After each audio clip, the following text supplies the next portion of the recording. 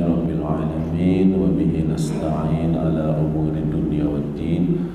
Wassalatu wassalamu ala asrafil anbiya'i wal mursalin wa ala alihi wa sahbihi ajma'in, amma ba'du. Kita akan lanjutkan visi masjid. 6 visi masjid. Pertama, masjid sebagai wahana pencerahan. Kedua, masjid sebagai wahana pensucian. 3, masjid sebagai wahana persatuan. Sudah dibahas 3 Jumat lalu. Semua ini diambil dari Al-Quran, di antaranya surat Jum'ah ayat 2, dan sekarang 3 berikutnya diambil dari Al-A'raf 157 ya. Yang keempat, masjid adalah wahana pertumbuhan atau pengembangan. Wahana pertumbuhan atau pengembangan, development. 5, masjid sebagai wahana pemberdayaan. Wahana pemberdayaan. Itu surat Al-A'raf ya. Yang ke-6, masjid sebagai wahana yang menggembirakan. Itu dari hadis lah, wahana yang menggembirakan. 6 itu cukup, itu visi masjid. Jadi kalau aktivitas dakwah, aktivitas ta'lim, aktivitas tahsin, latihan bahasa Arab, dan semuanya berurusan dengan ilmu, itu namanya pencerahan. Tapi kalau kita ibadah, baca Quran, zikir, berdoa, muhasabah di masjid ini, itu pensucian, tazkiyah. Kemudian kita juga menjaga persatuan sebisa mungkin. Sebelum kita ingin menyatukan dunia, satukanlah dulu Indonesia. Sebelum bisa menyatukan Indonesia, satukanlah dulu DKI Jakarta. Gak bisa menyatukan DKI Jakarta, satukanlah dulu Kembangan. Kalau gak bisa Kembangan, Meruya. Kalau gak bisa Meruya, paling tidak di masjid ini saja persatuan itu kita usahakan ditegakkan.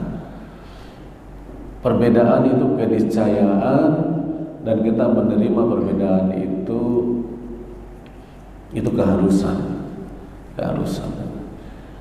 Gak mungkin pemikiran orang itu sama, sementara dia lahir dari berbagai tempat yang berbeda, keturunan yang berbeda, karakter yang berbeda, bahasa yang berbeda. Kalau sama itu tidak indah. Indah itu pelangi karena warna-warni. Itu wahana persatuan. Pertemukan segala persamaan. Kita lebih banyak samanya kok. Kalau lapar pasti pengen makan. Kalau haus pasti pengen minum. Persamaan. Melihat yang bening-bening masih tertarik, kan persamaan itu. Kalau ditraktir pasti senang. Persamaan banyak kita itu. Pengen kaya, mungkin jarang yang pengen nikah lagi. Ya udah pada tua itu ya. Lebih banyak persamaannya. Jadi tidak ada alasan untuk tidak bisa bersatu itu, karena jauh lebih banyak persamaan daripada perbedaan. Jadi yang keempat fungsi persatuan. Wa'tasimu bihablillahi jami'an wa la tafarraqu. Perintah fil amr iqtasimu, berpeganglah kamu bihablillah, dengan tali Allah. Kata kuncinya tali Allah ini. Tali itu apa sih? Sesuatu yang mengikat. Dalam kalimat lain, sesuatu yang mengikat itu disebut akidah. Maka berpeganglah kamu kepada tali Allah, kepada Al-Quran atau kepada akidah. Itu tali Allah. Gak ada apa-apa di sini yang mempertemukan hati kita selain tali Allah. Selain kita sama-sama menyembah Allah, menghadap ke kiblat, sama-sama ke Ka'bah, Nabi kita Nabi Muhammad, keinginan kita sama-sama surga, yang ditakuti oleh kita sama-sama neraka. Dan kita di sini tidak punya kepentingan apapun selain karena Allah, selain karena Allah. Wa'tasimu bihablillah. Jadi hablillah itu kata kuncinya, tali Allah atau akidah, tali Allah. Wala tafarraqu, dan janganlah kamu bercerai-berai. Janganlah kamu bercerai-berai. Sama-sama makhluk Allah, sama-sama mau mati sebentar lagi. Saya kira 20 tahun yang akan datang ini kita sudah nggak ada semua ini kalau dihitung. Mungkin 1-2 aja yang paling muda sekarang. Itu pun kalau panjang umurnya. Sama-sama akan ke sana, akan dikumpulkan di alam mahsyar.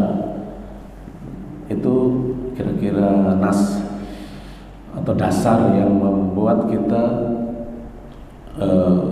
tidak ada pilihan, harus bersatu. Ibrahim bin Adham dalam pelajaran tadi malam Nasaihul Ibad itu ditanya, bagaimana kamu bisa fokus kepada akhirat dan bisa mengabaikan persoalan dunia? Persoalan dunia itu persoalan pernak-pernik, persoalan teknis, itu persoalan dunia. Kenapa kamu bisa fokus ke akhirat? Kata Ibrahim bin Adham, aku yang kedua ya, saya ingat yang kedua dulu. Aku melihat perjalanan itu panjang. Aku melihat perjalanan itu panjang. Melihat perjalananku itu panjang ke kubur, ke mahsyar, ke hisab, ke mizan. Itu kan panjang itu masanya itu. Sedangkan bekal aku belum ada. Sedangkan bekalku belum ada. Kedua ya, saya ketiga nanti yang satunya mudah-mudahan ingat. Ketiga, aku memandang atau melihat bahwa Al-Jabbar, Allah yang maha perkasa itu, yang tidak bisa disogok, yang tidak bisa dipengaruhi oleh kita sama sekali, oleh pengacara kita, dialah pengadilnya. Dialah pengadilnya. Sedangkan aku tidak punya hujah. Aku belum punya hujah untuk mempertahankan skripsiku atau disertasiku. Aku belum punya hujah. Bagaimana? Pengacara juga nggak bisa. Jadi karena itu aku fokus kepada akhirat. Kemudian, saya ingat yang pertamanya, ingat. Aku melihat kuburan itu ngeri, serem. Kata Ibrahim bin Adham, aku melihat kuburan itu serem. Sedangkan aku belum punya teman. Laisa li mu'nis. Aku tidak punya teman yang menemani di sana. Dan kita tahu yang paling menyeramkan dalam kuburan itu adalah lonely, kesendirian. Nah, tiba-tiba kita berpisah dengan seluruh keluarga yang selama ini berkumpul, berpisah dengan teman-teman kantor, berpisah dengan grup olahraga, tiba-tiba berpisah dengan grup motor gede dan lain-lain. tiba-tiba berpisah itu semua. Makanya yang dingerikan itu oleh para pecinta Allah itu adalah kesendirian. Aku tidak punya teman. Satu-satunya teman adalah amalku. Karena ketika kita kubur kan ditemani diiringi 3 kelompok: keluarga, harta, dan amal. Keluarga dan harta balik lagi. Keluarga bilang, aku akan mengantarmu ke kubur dan aku akan menguburkan kamu. Setelah itu aku pulang. Yang tetap menemani kita adalah amal itu. Itu kata Ibrahim bin Adham. Siapa sih Ibrahim bin Adham itu? Dia seorang pangeran, anak seorang sultan, anak raja. Dia itu kerjaannya hiburannya bikin balapan, balap kuda, happy dan berburu. Zaman itu berburu menjadi olahraga yang keren lah. Zaman itu sama beradu. Yang namanya ngadu itu dari dulu itu memang menarik sih. Ngadu ayam, ngadu kucing itu memang menarik. Jangankan ngadu ayam, ngadu kucing, ngadu undur-undur, ngadu semut itu seneng anak itu. Entah kenapa, paling ngadu orang, tinju mahal. Kalau petarung bebas, Thailand itu tempatnya sama di Las Vegas.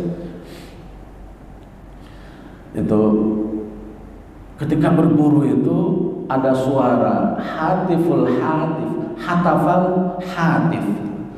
So, ada suara tiba-tiba.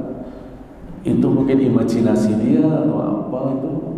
Hai Ibrahim bin Adham, Ibrahim, apakah kamu dilahirkan, diciptakan hanya untuk begituan? Nah, kira-kira bahasa Betawinya ya begitu. Apakah kamu diperintah? Ada 2 kalimat itu. Apakah kamu diciptakan untuk melakukan itu saja kayak begitu? Apakah kamu diperintah hanya untuk itu? Oh, kaget dia itu. Tiba-tiba ada suara lagi. Ini saya kira suara-suara ilham ini. Kalau saya termasuk orang, tapi kalau suara beneran juga mungkin sih, mungkin itu. Ada ulama yang mengalami begitu. Mutawali As-Sa'rawi yang mau saya ceritakan, tapi nggak bisa juga sekarang, kayaknya waktunya nggak ada. Ada keajaiban itu. Di balik pelana itu ada suara lagi. Tidak sama sekali. Kamu diciptakan bukan untuk itu. Dijawab sendiri. Itu boleh dipahami apa adanya. Memang ada suara tanpa jasadnya, atau memang mau dipahami sebagai dialog antara perasaan baik, perasaan buruk dalam otak. Bisa seperti itu. Dialog dalam benak, dalam imajinasi, bisa seperti itu. Dalam ilmu psikologi disebutnya apa? Teofani atau epifani. Kejadian sesaat bisa mengubah arah hidup orang. Itu epifani atau teofani. Tiba-tiba Nabi Ibrahim setelah itu menghadiahkan kudanya semuanya dan jubah kebesarannya kepada Podang Awon, Ocah Awon. Lalu dia masuk ke hutan dan mengalami diaspora, mengalami pencarian hidup. Itu persis ceritanya seperti Buddha Gautama.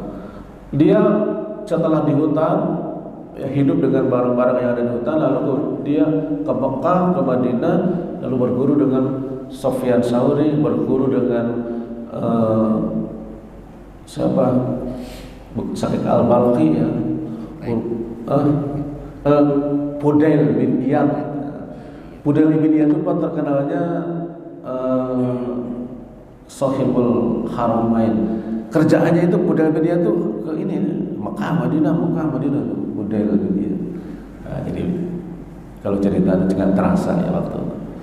Padahal ada 3 lagi. Nah, sebenarnya rahmat Allah itu yang keempat, wahana masjid itu wahana persatuan. Aku jadi ke sana ya. Maksudnya kita sama-sama sedang safar menuju ke kuburan. Itu maksud persamaan kita itu. Kita sama-sama akan dikubur. Udah satu aja. Berarti dua lagi. Mudah-mudahan Jumat depan Masjid Wahana memberdayakan Wahana menumbuhkan. Wahana menumbuhkan belum ya tadi kak, saya terjebak dari Wahana persatuan. Sudahlah, nggak soal itu. Jadi wahana menumbuhkan, wahana memberdayakan, wahana menggembirakan masih belum kita bahas. Subhanakallahumma wa bihamdik, asyhadu an la ilaha illa anta, astaghfiruka wa atubu ilaik. Assalamualaikum warahmatullahi wabarakatuh.